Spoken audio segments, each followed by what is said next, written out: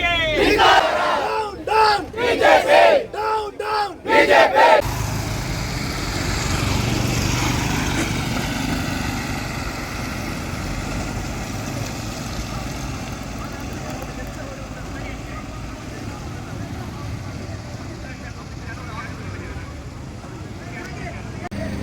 ಅವರೇ ಜಿಲ್ಲಾಧಿಕಾರಿಯ ಕಚೇರಿ ಮುಂದೆ ಧರಣಿ ಕೂತ್ಕೊಳ್ಳಿ, ನಮಗೆ ರೋಡ್ ರಿಪೇರಿ ಮಾಡಲಿಕ್ಕೆ ಫಂಡ್ ಬರ್ತಾ ಇಲ್ಲ, ಅದು ಯಾಕೆ ಅವರು ಮಾಡ್ತಾ ಇಲ್ಲ?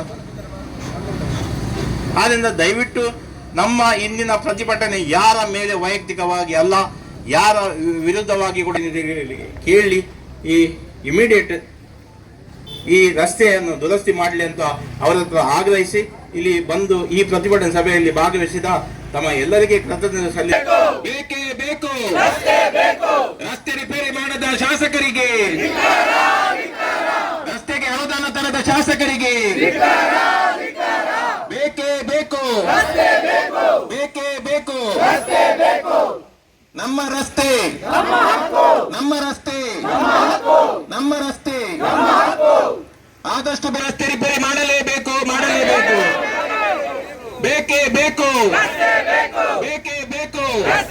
ಬಹುಶಃ ಇವತ್ತು ಇಲ್ಲಿ ಪ್ರತಿಭಟನೆ ಆಗ್ತಾ ಉಂಟು ಅಂತ ಗೊತ್ತಾಗಿ ಅಲ್ಲಿ ಆ ಕೆಲಸ ನಡೀತಾ ಉಂಟು.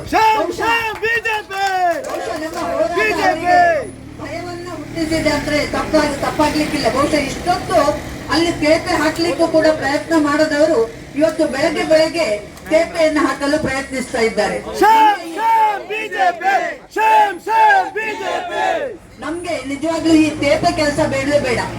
ಯಾಕಂದ್ರೆ ತೇಪೆ ಹಾಕಿದ್ದು ಎಷ್ಟು ದಿನ ನಿಲ್ತದೆ ಅನ್ನೋದು ನಮ್ಗೆಲ್ಲರಿಗೂ ಗೊತ್ತು. ನಮ್ಗೆ ಸೌಕರ್ಯಗಳ ಬಗ್ಗೆ ಮಾತಾಡಿದ್ರು. ಹಿಂದೆ ವಿನಯ್ ಕುಮಾರ್ ಸೊರಕೆ ಅವರು ಮಂತ್ರಿಗಳಾಗಿದ್ದಾಗ ಹಾಗೂ ನಮ್ಮ ವಿಧಾನಸಭಾ ಸದಸ್ಯರಾಗಿದ್ದಾಗ ನಾವು ನೋಡ್ತಾ ಇದ್ದೇವೆ ಈ ರಸ್ತೆ ಮತ್ತು ಮಸೀದಿಯಿಂದ ಮೂಡುಬೆಳ್ಳಾಗಿ ಹಿರೇಬೆಟ್ಟಿಗೆ ಹೋಗುವ ರಸ್ತೆ ಬಹುಶಃ ಎಷ್ಟು ಚಂದವಾಗಿ ವಾಹನ ಸಂಚಾರಕ್ಕೆ ಮಾಡಿಕೊಟ್ಟಿದ್ರು ಅಂತ ಹೇಳಿ